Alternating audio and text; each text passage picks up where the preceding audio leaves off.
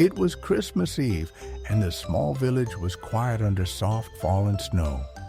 Emma, a kind little girl, heard a soft ringing sound coming from the sky. She looked up and saw a bright silver light moving gently through the clouds.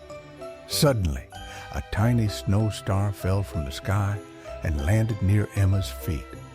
The snow star glowed warmly and spoke softly, asking Emma for kind help tonight.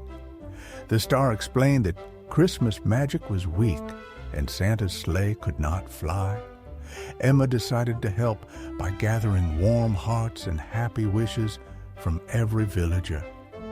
She walked from house to house, asked for wishes, and collected smiles and hopeful messages.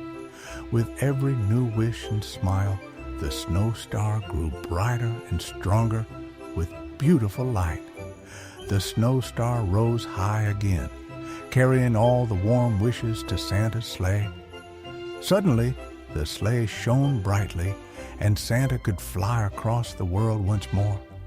On Christmas morning, Emma found a note from Santa thanking her for saving Christmas. Moral of the story: a kind heart and small good actions can bring light and magic to everyone.